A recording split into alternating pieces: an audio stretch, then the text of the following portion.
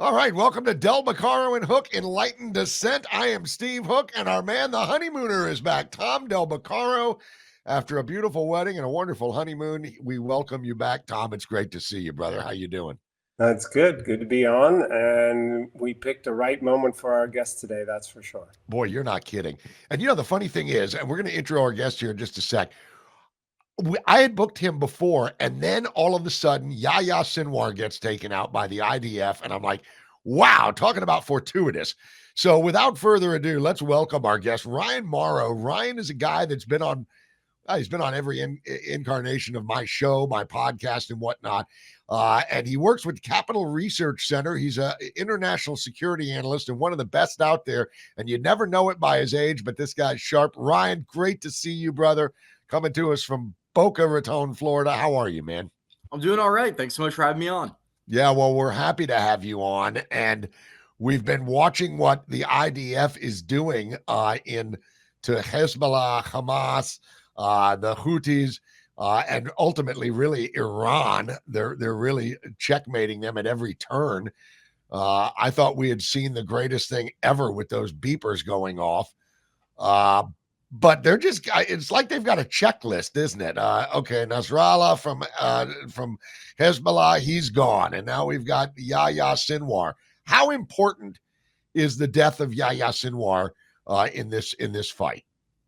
Oh, it's massive. And maybe in some ways equal to Nasrallah. I think Nasrallah is actually a bigger deal. The leader of Hezbollah who was taken out. But I've got to tell you, overall, what we've seen over the past month or two is far beyond anything I ever imagined happening, even if there was a regional war. Like, this level of success, I would have to assume is even beyond the level of what the Israelis expected, because you have to have so much line up all at once, coincidentally or miraculously, depending on how you view the world, for all of this to happen. And it's so bad that I monitor a lot of these pro-terrorism chats, and they're used to putting in BS to try to make it sound like everything's a victory. A lot of them just aren't really talking. They aren't saying much. What they do is really pathetic. Like, I've seen it where there's like they'll be saying, "Oh, there's a big drone. Everything is changing. There's a drone strike or a missile strike. Allah has now arrived. We're gonna win." And what they'll do is they'll zero in with the camera on like a flame. And then this one video that kind of went all across, that was their big proof that they're actually winning. They forgot to edit out them unzooming. And when they unzoomed and they had a broader look, you saw that they had zoomed in just on a little bit of flame, and it looked like a fire truck nearby ready to put it out. And it was just like in front of a building. Like, it was nothing. It was nothing. So ideologically, it's not just operational victories. I mean, you're talking about serious damage to terrorist morale, which is hard to do, and I think undermining the ideology. Yeah. So, Ryan, thanks so much for being on. Let's go a little bit broader here, because in my view, a lot of you either fund Iran or you don't. And so, is it that easy defunding Iran? And what will it take to enforce that and get it back in the bottle? The key problem with blocking the funding to Iran, aside from decisions by our political leadership, obviously that everyone's criticized and focused on, is that they'll do these illegal shipments with oil tankers. They have all these front companies, so you sanction one, then the next one pops up, and the federal government is generally pretty slow. You wish that as soon as they were aware of one popping up, that just immediately got sanctioned, but that's not really how things work. So they're still able to get money, but you have to remember, running a theocratic government, especially where everyone is taking some of the money that comes in for their own wallets, it's still pretty hard. A lot of these groups still rely on donations, which are going to be blocked or not coming in, because what the hell are you donating for? I mean, what are you getting out of it? And one of the big changes that we've seen, because it raises the question of, well, why does anyone keep fighting, aside from obviously the ideology where they think if they die as a martyr, they get all these virgins, they go to paradise. But some people do quit even when they think that way. And so why are so many people sticking with it? Well, what polls show of people in Gaza is that the majority now think October 7th was a mistake, which that's a new development. That's a huge thing. But I saw a poll that said the reason that they think it was justified, primarily, the only thing they can point to is this idea that, well, it brought global attention and sympathy to our cause. And when they say that, what are they thinking of? The protesters on American college campuses. Because that's the thought that immediately comes to mind when you talk about raising awareness and sympathy.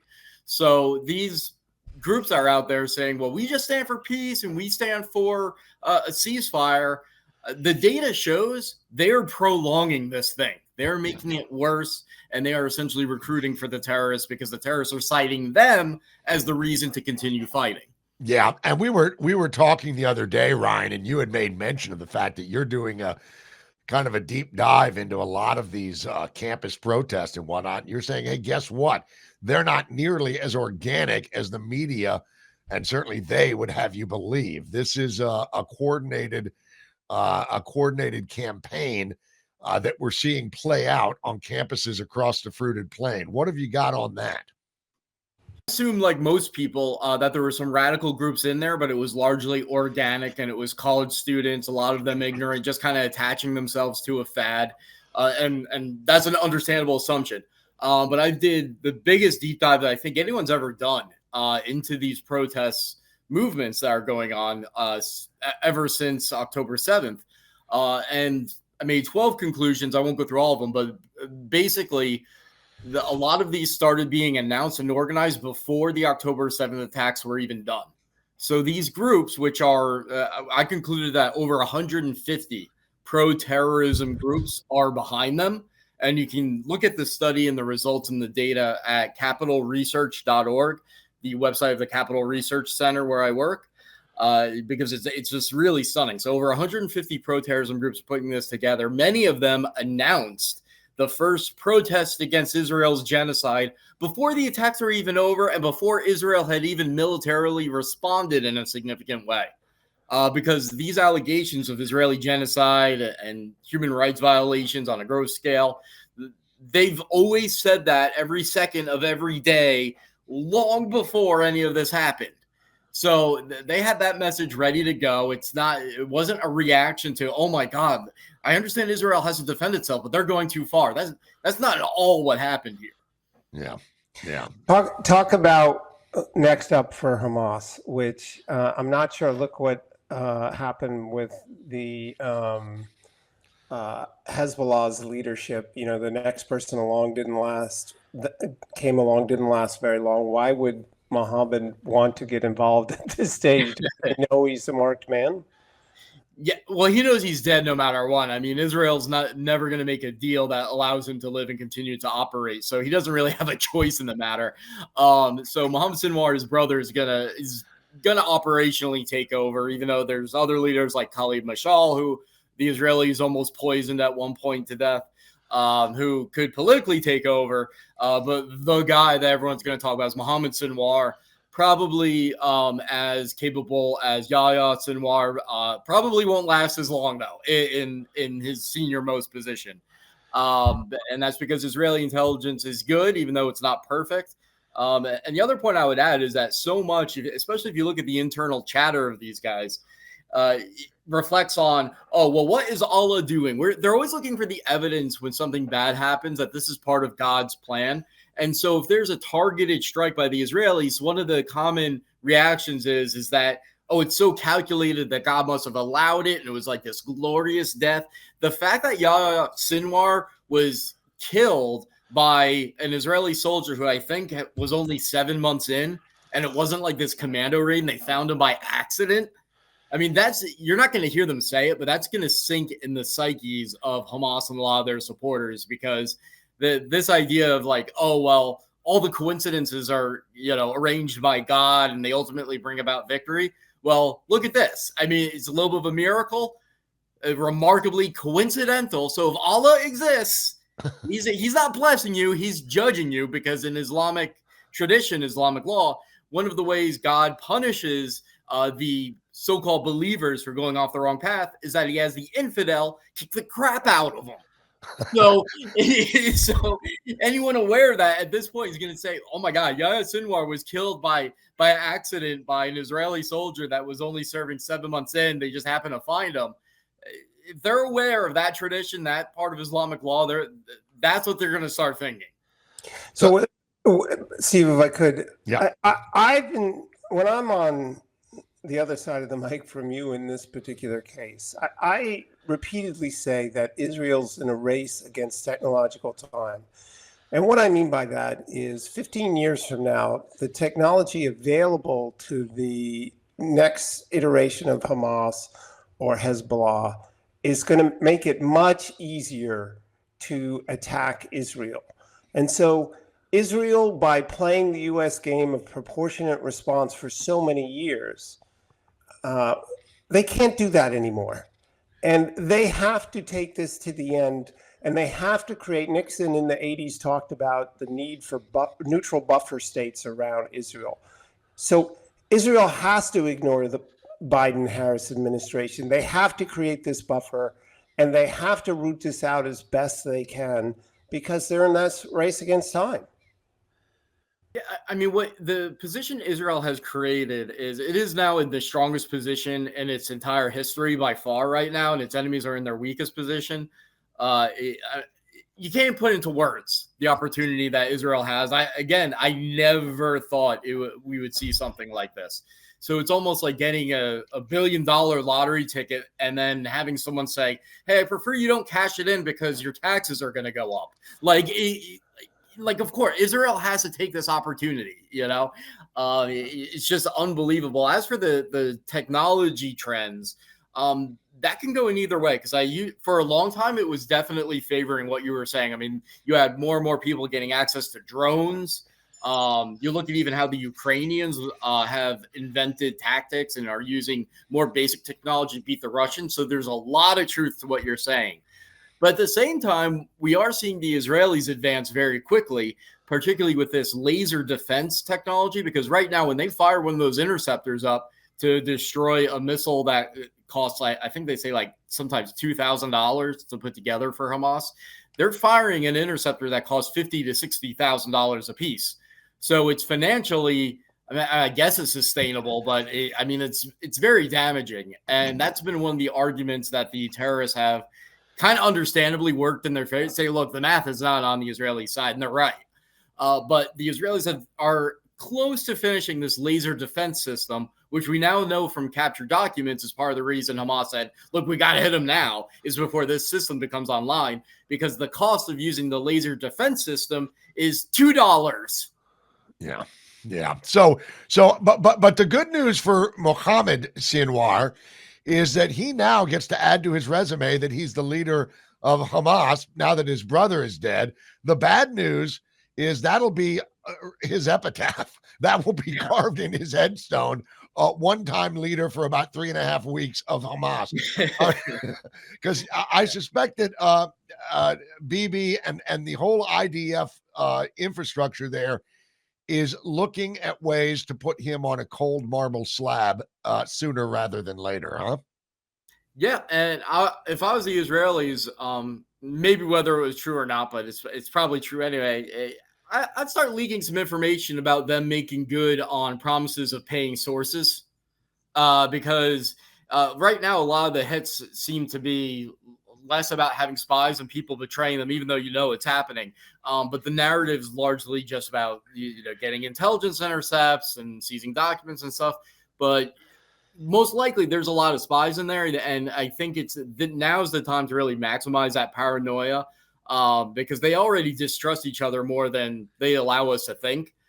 Because bad people screw each other over all the time. I mean, that's why good guys usually end up winning. It's because you can put the bad guys together, but bad guys treat bad guys terribly too.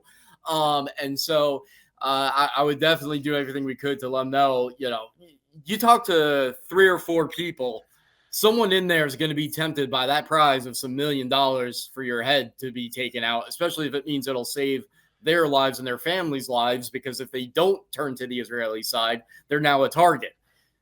Yeah. So what's next for Iran? I mean, what are they thinking, and what does Israel do vis-a-vis Iran? At first, I thought Israel was looking weak, and there are some people in the chat trying to make it sound like that. But actually, I think what the Israelis are doing is very smart. First of all, we're not aware of all the intelligence behind their delays. You can be assured if they're delaying, it's probably not a reflection of their weakness and needing to prepare for something, because they've prepared for this for so long. It's because there's things moving in their direction in terms of intelligence. That means when they do strike, it's going to be more successful. And I think there's psychological warfare going on, because when you have Iran on alert, the longer they're on alert, the more paranoid they get. Resources sap, because you have to have planes in the sky to whatever degree you can all the time. Like your ability to defend against an attack reduces the longer that you're on high alert. So I think the Israelis have military reasons for doing this, psychological reasons for sure, which is why they did not strike on October 7th, as everyone was expecting, because Israel's MO is don't do what's expected.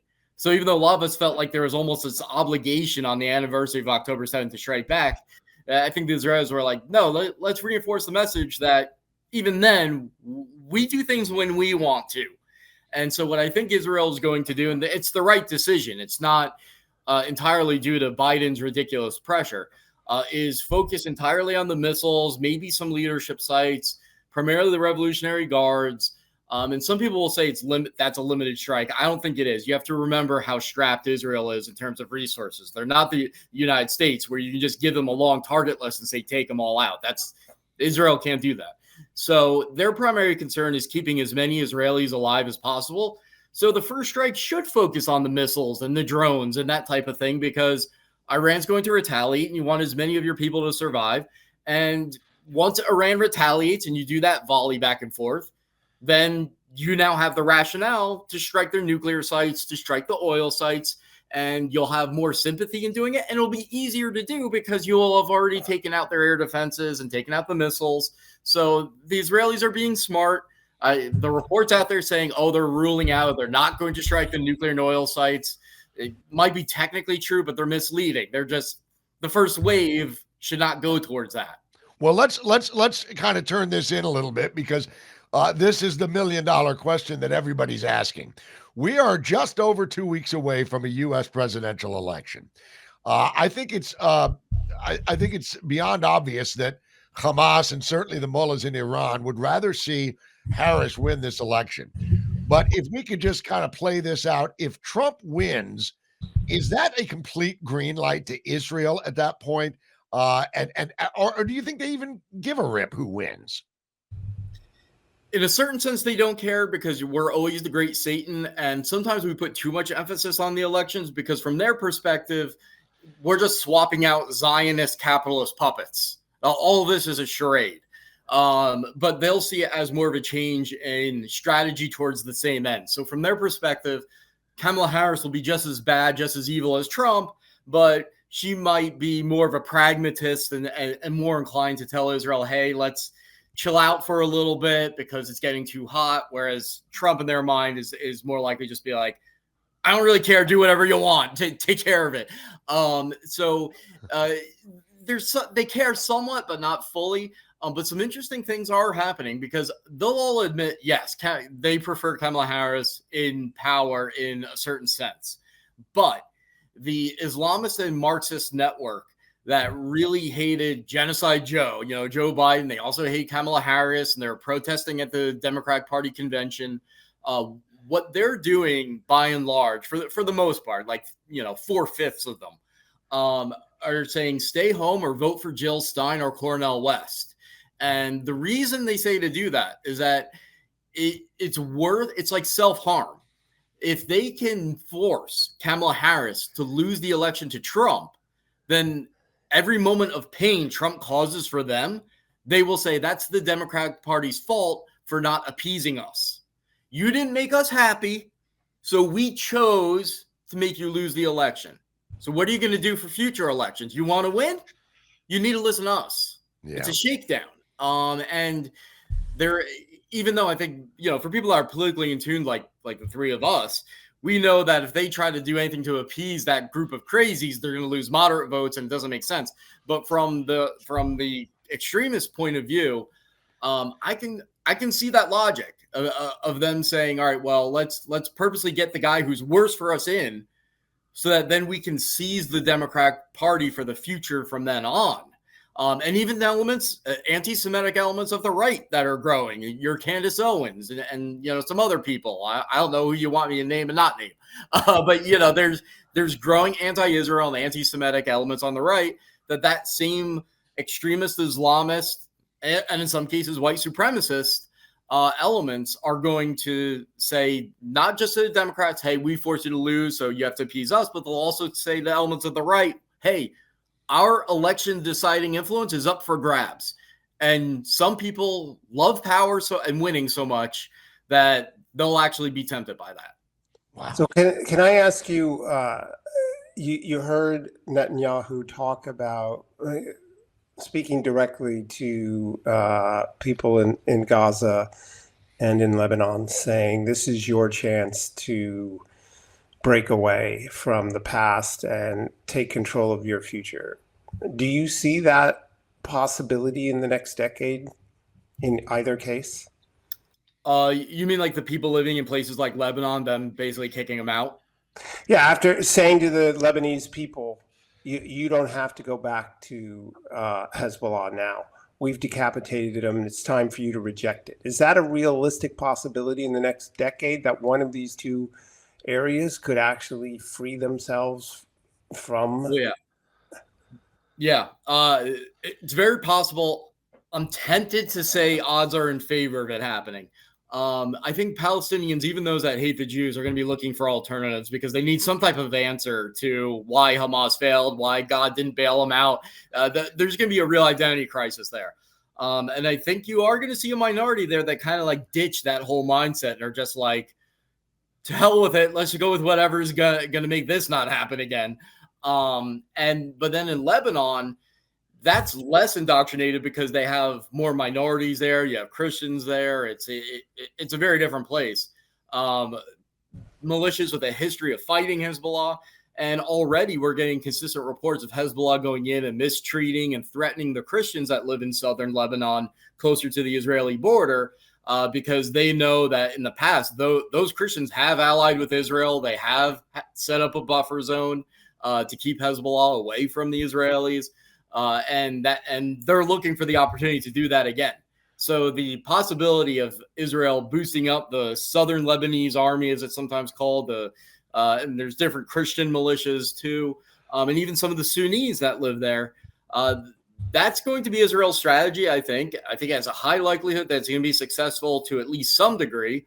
To what degree, we don't know. How far north that buffer zone will go, we don't really know. But the situation, I think, is more in favor of that buffer zone being created. And without speculating on military strategy, there are some surprise maneuvers that Israel may be contemplating doing in the coming weeks that could basically guarantee that scenario and really mess up Hamas that are floating around on the internet. So the idea of actually taking out Hezbollah and then the Hamas branch in Lebanon, that's an actual possibility, which I never would have said before. Wow. So yeah, there's going to be a division in Lebanon. Israel's going to get a buffer zone. The question mark is how many Israeli forces are going to have to remain in southern Lebanon in order to maintain that, and how much of it can be taken over by southern Lebanese forces. And that we're just going to have to, find out. The other big question mark being who replaces Hamas in Gaza, and what happens when Palestinian President Abbas dies, because he's really old. What happens in the West Bank? If I'm a bad guy, the West Bank is the only spot I'm looking at saying, oh, well, we might be able to make a comeback, maybe. Yeah. Well, listen, we don't have much time left, Ryan, but one thing we do need to touch on, and I think it kind of hovers over all of this, is the leadership in Iran. I spoke with you on the phone the other day, and you said Mahmoud Ahmadinejad is kind of making a comeback, and that guy is nuttier than squirrel crap. I mean, that guy is really out there, and he's starting to his political favor has kind of turned around on him a little bit. He was initially booted, and then you say he's making a comeback. If Mahmoud Ahmadinejad does come back into power in any real way, Boy, that's a real wrench in all of this, isn't it? Yeah, I think the elements of the Iranian theocracy that are against him are big enough that you're looking more at civil discord rather than him seizing control of the country. But it could happen because there are some radical imams that are on his side.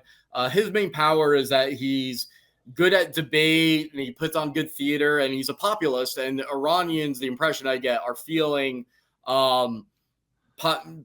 populist in the Iranian way, which is just that things are so bad for him and they're not optimistic because the regime is so bad that there's a certain sliver that Ahmadinejad appeals to because he seems as more pragmatic and populist. Obviously, the vast majority of Iranians, want nothing to do with this regime. But that little tiny sliver that does make a difference in terms of the regime dynamics. And like I've said before, in speaking with you, the supreme leader is believed to be of poor health. He's definitely really old. He could die at any moment. And what happens then? I don't think anyone really knows. Ever since the Iranian president was died accidentally or was killed or whatever, there's no clear, follow-up to Khamenei that could step into his shoes and really fill that void. So there is a possibility of regime collapse there. Ahmadinejad has an interest now in basically sticking his finger in the eye of the Iranian regime, which is what he's been doing because he's been saying how when he was president, they set up a unit to try to detect Israeli spies, and the head of that unit ended up being an Israeli spy. So he sees weakness. But overall, the dynamics are not in favor of Ahmadinejad. It's just of that radical minority. I think some people have shifted more to the Ahmadinejad faction than to the Khamenei faction. Oh, well, listen, man, we appreciate you coming on today. It's always you're a wealth of knowledge on this subject, and we look forward to having you back because I know, and I think Tom, I think I can speak for you. This ain't over. I mean, yeah, we got Sinwar, we got Nasrallah, and a whole slew of others. But as long as Iran and as long as Khamenei runs the ship over there in Tehran, this is not going to end. So we look forward to having you back so we can discuss this further as things play out. Ryan Mauro, where can we find you online, and where can we follow your work? The best place would be Twitter, Ryan Mauro, Mauro, for my last name, and then capitalresearch.org for all of my long-form work and everything that my employer does at Capital Research Center. All right. Well, listen, Ryan Mauro, God bless, brother. Thank you for joining us. We'll chat with you again. Have a wonderful day. All right. You do. Thanks. All right. Thanks to Ryan Mauro. Listen, stick around because Del Beccaro and Hook Enlightened Dissent is coming back, and we're going to discuss, well, the election. What else? It's all next.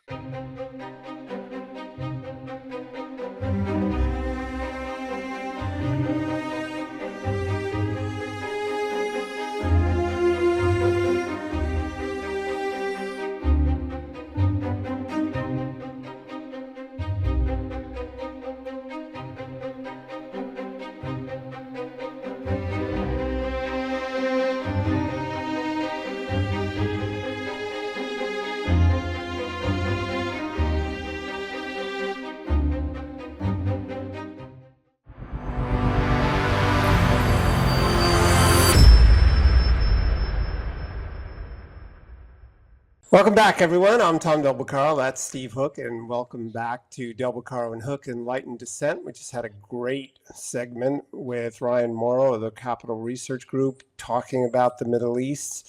But let's bring it back stateside, as Steve likes to say, and talk about what else? The presidential election. What are we? Just a couple of weeks away here, and October has proven surprising, even without an October surprise. So where are we in this race? We know this, that the momentum in the polling has clearly shifted towards President Trump. Even the Fox poll, which I'm not the biggest fan of, has shifted to Harris formerly being in the lead in September, now trailing Trump in September. You have the betting sites all saying that Trump's going to win. So what's going on? And also this week, of course, we had two significant events. the Al Smith dinner, which Kamala Harris chose not to show up to, and now she's blaming her staff. And also, you had the Fox interview with Kamala Harris, which was good theater behind the scenes and in front of the camera. And so, where are we? Where do we stand with all of these things? I'd like to start with this notion that Kamala Harris cannot generate heat herself. She cannot go out there and just by herself create a dynamic. She's in this position for two main reasons. One, of course, we're so divided, the divided era. Of course, I wrote that book back in 2015 when I was running against her. We're so divided that so many will vote for her regardless, right? So many will vote for whoever's on the right regardless as well. But how did she get to this point? Well, look, she had amazing PR companies working for her, named CNN and MSNBC and NBC and all the others, right? They pumped her up. They made her, even though 5 months ago they said she should be dropped from the ticket, they poured everything into lifting her up. They did a great PR job for her. Then we had the debate. We had the convention. They did a great PR job for her then. Then the debate. They did an amazing PR event for her then as well. But now there is nothing. It's October. There wasn't another debate. There was nothing to pump up. She's got to stand on her own, and we've seen that she's not capable of that. I knew that back in 2016 when I debated her. She can't generate her own heat. And so that's where that's why she's fading. People are coming home and realizing she's an empty suit. And then she goes out and she does this Brett Baer interview. And give him credit. Brett Baer was dogged. He stayed on the question and getting her to try and answer the question longer than anyone has tried to do. And even then, he wasn't successful because she didn't answer questions. And the knock on her is, A, she won't answer questions, and B, she has no substance, and she's not offering details. And Steve, look, if you look at that interview and you're an independent voter, or as Jim Gaffigan said at the dinner, the Al Smith dinner the other night, you're an undecided. You haven't decided. If you're in that boat, she didn't give you anything to hang your hat on and say, okay, that's why I'm voting for her. So she played the type, and it's getting late, and things are fading for her. Yeah. And, Tom, the thing is about Kamala Harris, I would just posit this. I don't think there are more than a handful of people that are actually voting for her. Most of the people voting for her are actually voting against Trump. And when that's your MO, you're right. Interviews like Brett Baer. I mean, good God, David Plouffe is coming out the next day saying she was wonderful. No, she wasn't. In what world was that a wonderful interview? I thought you could use the prerogative of your choice. It was a train wreck. It was a dumpster fire. It was an S show. It was anything but convincing. And I must say that Brett Baer, going into that interview, everybody on X was saying, oh my God, Brett Baer, he's going to throw it. He hates Trump. As it turns out, it was probably the best person at Fox to interview her because she probably thought that too. Her team probably thought that too. And they walked into a buzzsaw with that interview. It was horrible. Yeah, and she did not look, dare I say, joyous. And here's the thing. When you do major media things that a lot of people are going to watch, and that includes debates, your first job in politics is to come off as likable. Yeah. I realize people are going to be on me and say that that's very superficial. But the truth is, in history, people like to like the person they're voting for. And there was nothing joyous about her in that. She didn't start out with a smile. She didn't engage him in a friendly way. She was on defensive. Her body language got more defensive. And as you've pointed out, and I think we have a clip, while she claimed to say she wanted to turn the page from angry politics, that's not good. Yeah, you're right. Let's go to clip the first clip, because that's exactly what we're talking about. Where did the joy go? And this is from MSNBC talking to her about Well, exactly what we're talking about. Check this. At the convention, you cast yourself as a joyful warrior, but in recent rallies, you've increasingly attacked former President Trump as an unstable and unhinged. Is that an effective closing? Is that an effective closing argument?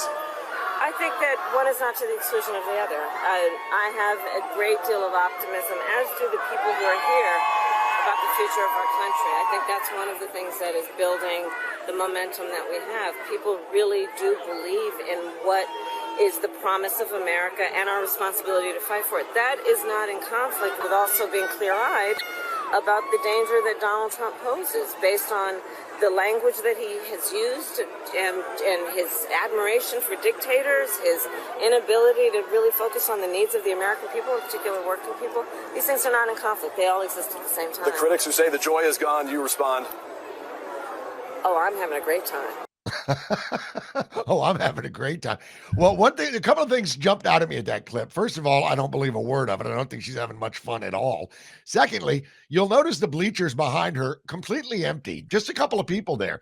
That means all 25 people that would have been in those bleachers, maybe 30, are now gathered around that media scrum there and screaming to make it look a little bit more joyful, I guess, and hyped up than it really was.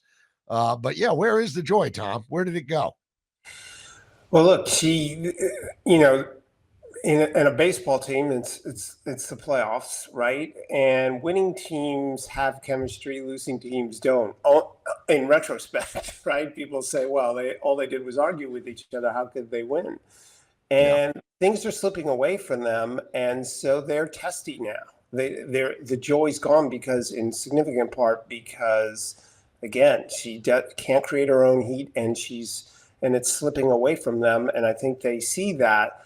And, she's just not that articulate to begin with. So she gets testy and says, he says terrible things about other people, and then goes on and says that, to Charlemagne, I'm not going to say the rest of that because Blasphemous. Engage in blasphemy, but is he Hitler? And she'll say, yeah. And then you saw that New York Times thing. He's Hitler, Stalin, and everybody all rolled up. Mussolini, yeah. Yeah. Meanwhile, they're the ones that are censoring. Meanwhile, they're the ones who are keeping their opponents or putting them in jail. So look, at the end of the day, she never had anything to sell, and she still isn't. How do you show up to the last major interview of the campaign? And what I mean by that is, this is the only interview she's going to do that crosses party lines and/or has a different audience, a bigger audience than she's used to, and she still had no answers. Yeah, none. And I'll tell you what, to your point, Tom, concerning the joy, and you can start to see the panic on her face as she gets angrier and angrier, and then she kind of just, oh yeah, I'm having a great time. Nobody believes that. But what's happening now is you've got the media that has been running cover for the entire Democratic Party for a long, long time now, and they've certainly they've taken on the mother load with trying to carry this woman across the line, it looks like. But they're starting to get angry. And speaking of joy, boy, you're talking about a segue. Here's Joy Reid, who I consider to be one of the most. Okay, Tom, you want to say something? No, all I'm saying, folks, is he wanted to play this clip. I can't stand looking at this woman, but he makes a good point with it. Yeah, exactly right. I know it's tough, so I'll kind of bear down, bite the leather, and let's listen to Joy Reid on this clip and see if you can sense any joy in this clip. Go. We have a system in this country based on the slavery period in which the American people don't elect the president. The Electoral College elects the president. And so you can lose an election in which Hillary Clinton got 3 million more votes. And the only way for Kamala Harris to win the election is to get probably 4 million or more additional votes over Donald Trump. First of all, she butchers the actual history of the Electoral College. She's tying it to slavery. Tom, I'll let you weigh in on that. What do you think about her revisionist history lesson there on the EC? Well, look, the reality is the Socialist Party always wants a rush of popular vote because they want to stir things up and let things run on emotion. And that didn't work for the Roman Republic. It didn't work for the end of Greek democracy. And our founders were wise about it. Well, they also had to make a deal. Delaware and Rhode Island weren't going to join a union where Virginia and New York would decide everything. They wound up joining it. Rhode Island was bullied into joining it. But Virginia became the most powerful state in the new United States, but they made concessions so that, they have 2 senators, Virginia does, just as Delaware does, so that at least the Senate would be representative of large and small states in some equal proportion. And you can make the argument today that the smaller states have greater say in the Senate. And that's called balance. Look the word up in the dictionary, but socialists don't care about that. They want to rush to power. But the point for the Democrats is that they can only at this stage say how bad things are, how they've been set up poorly, and how bad the people are that are running on the other side. When Donald Trump is gone from the American political stage, they will demonize the next person, as they were already doing. And so this is just a preview of coming, I don't want to use the word attractions, but you get the point. Coming distractions might be more apropos. And speaking of which, now that they're running on this, I would just say it's a fear and loathing campaign of Donald Trump. That's all they've got. Frankly, it's all they've ever had, especially when you've got an empty suit. And I think that was a brilliant descriptor of Kamala. When you've got to try and get this woman over the line, all they've got is fear and loathing. And Joy Reid, and now we're going to have to do it again, Tom. I know this is going to be painful for you, but listen to this, because this is Joy Reid at the same event. She was at some event where this was recorded. I don't know what it was. I don't frankly care because I don't follow her, but I do follow her words because I think it's illustrative of what the media is going to try and do. Listen to this from Joy Reid. There will be camps. There will be Project 2025. There could be arrests of people like Adam Schiff. There could be Nancy Pelosi being hauled off to jail.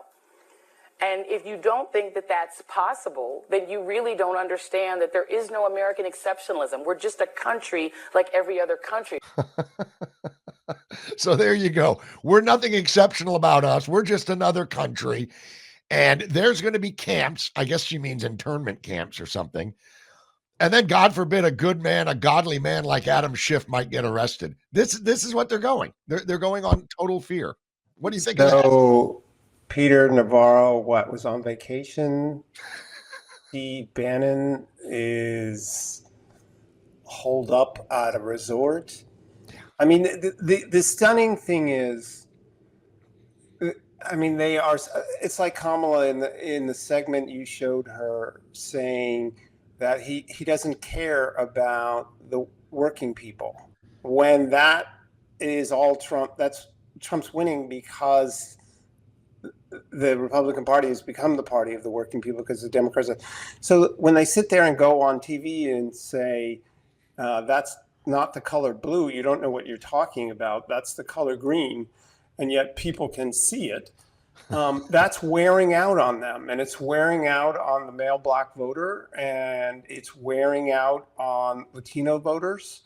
And so the Joy Reids of the world, I think their world is shrinking. And as Tucker Carlson said, they say Trump's out of control. Really what they're saying is Trump's out of their control.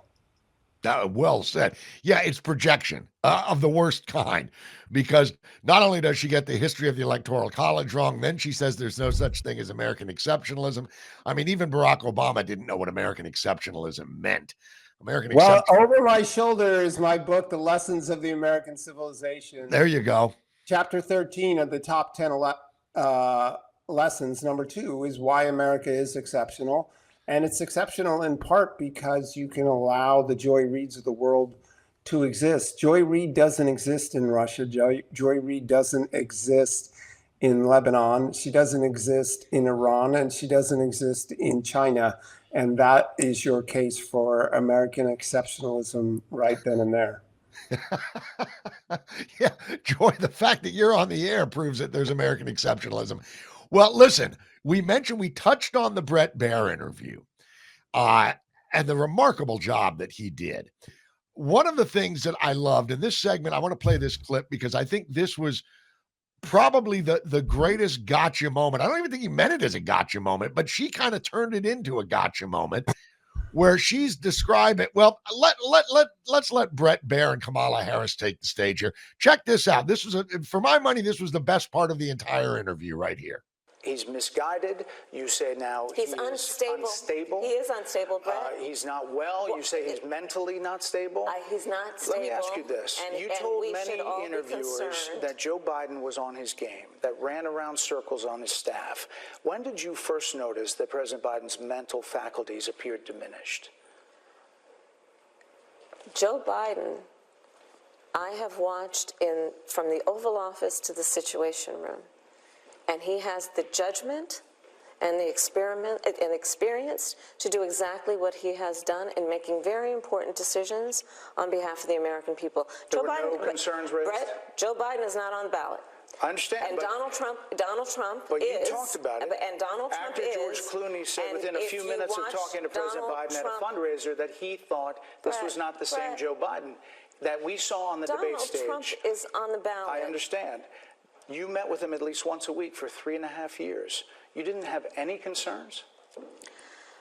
I think the American people have a concern about Donald Trump, which is why the people who know him best, including leaders of our national security community, have all spoken out. Even people who worked for him in the Oval Office, worked with him in the Situation Room, and have said he is unfit and dangerous and should never be president of the United States again, including his former vice president, which is why the job was open for him to choose another running mate.